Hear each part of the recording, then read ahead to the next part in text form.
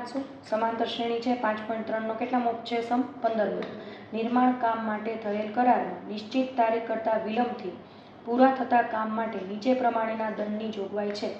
એટલે કે તમે કોઈ કન્સ્ટ્રક્શનનું વર્ક કરો છો અને કન્સ્ટ્રક્શનના વર્કમાં તમારે થોડું લેટ થયું છે તો તમારે પેમેન્ટ ભરવા માટે મતલબ તમારે ફાઇન લાગશે.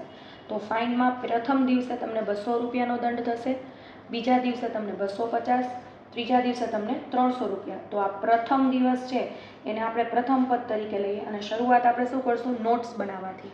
આપણે નોટ્સ બનાવી લઈશું. આખી રકમ એક વખત વાંચવાની અને એના ઉપરથી શું બનાવવાની? તમારે નાની એવી નોટ્સ બનાવવાની. નોટ્સ ઉપરથી આપણે આગળનો દાખલો કન્ટિન્યુ કરશું.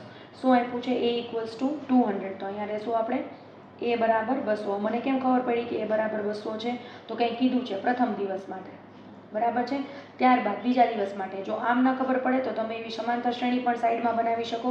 જેમ કે પહેલા દિવસ માટે 200, પછી બીજા દિવસ માટે 250, પછી ત્રીજા દિવસ માટે 300. આ રીતે કન્ટિન્યુ 30 દિવસ સુધી. કેટલા દિવસ સુધી? 30 દિવસ સુધી. તો આ રીતની સમાંતર શ્રેણીમાં મને ઓબ્વિયસલી પ્રથમ પદ શું મળવાનું છે? 200 જ મળવાનું છે. તો = શું મળશે મને? 200. ત્યારબાદ ડીની વેલ્યુ હંમેશા પાછળના પદમાંથી આગલું પદ બાદ કરો તો મળે. મતલબ ડીને તમે ઘણી બધી રીતે શોધી શકો. એવું નથી કે ખાલી બીજા પદમાંથી જ પહેલું પદ માઇનસ કરો તો મળે. તમે થર્ડમાંથી સેકન્ડ માઇનસ કરો તો પણ તમને ડી મળે. સેકન્ડમાંથી તમે ફર્સ્ટ માઇનસ કરો પણ એ ડિફરન્સ કેવો હોવો જોઈએ? સેમ હોવો જોઈએ. મતલબ સામાન્ય તફાવત દર વખતે કેવો હોવો જોઈએ? સેમ હોવો જોઈએ. અને કદાચ અહીંથી ન મળે તો અહીં જો શું કીધું છે?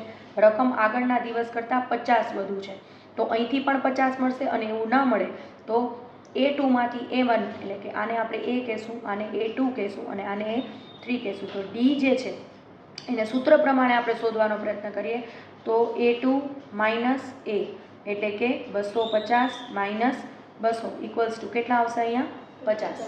તો મને ડીની વેલ્યુ શું મળશે? 50. હવે એમ કહે છે કે 30 દિવસ સુધી જો વિલંબ કરે, મતલબ 30 દિવસ સુધી જો એ ફાઇન ન ભરે તો ટોટલ 30 એટલે એનો મતલબ કે n = કેટલા છે? 30. તો અહીંયા આપણને શોધવાનું શું કહે છે? S30 મતલબ કે 30 દિવસ સુધીના દંડનો સરવાળો શોધવાનું કહે છે. સમજાય છે? આટલામાં આગળ વધીએ તો પહેલાં આપણે સૌપ્રથમ મૂકશું SNનું સૂત્ર.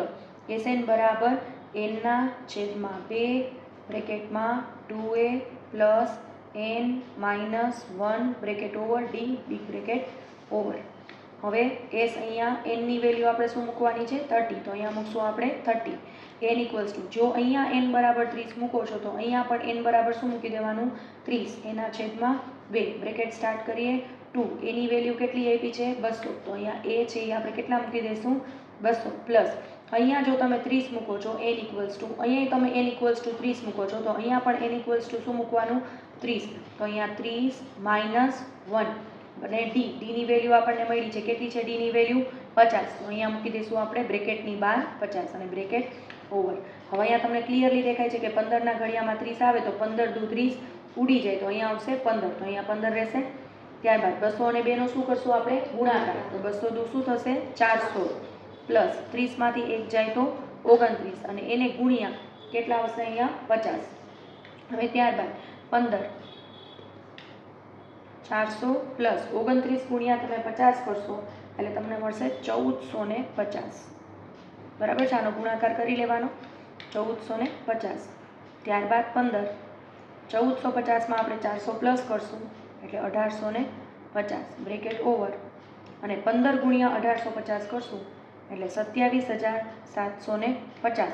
અને આપણે ક્લોઝિંગ સ્ટેટમેન્ટ મૂકશું. લખશું અહીંયા તેથી જો 30 દિવસ વિલંબ કરવામાં આવે તો ₹27750નો દંડ ભરવો પડે. બરાબર? તો અહીંયા આખો આ આપણે કમ્પ્લીટ કરી નાખ્યો છે. રકમ જોતાં આપણને એવું લાગે કે બહુ ડિફિકલ્ટ રકમ છે પણ એવું છે નહીં. લેન્ધી રકમ છે પણ લેન્ધી રકમમાંથી તમે જે જરૂરી વિગતો છે એ આ રીતે ફાઇન્ડ કરી અને પછી જો તમે ફોર્મ્યુલા મૂકી અને ખાલી સાદું રૂપ આપશો તો તમને આ દાખલો ઇઝી થઈ જશે. 2-3 વાર આ દાખલાની તમારે પ્રેક્ટિસ કરવાની એટલે અઘરો લાગતો પણ દાખલો છે એ તમને ઇઝી લાગવા માંડે. બરાબર? તો અહીંયા આપણો આ દાખલો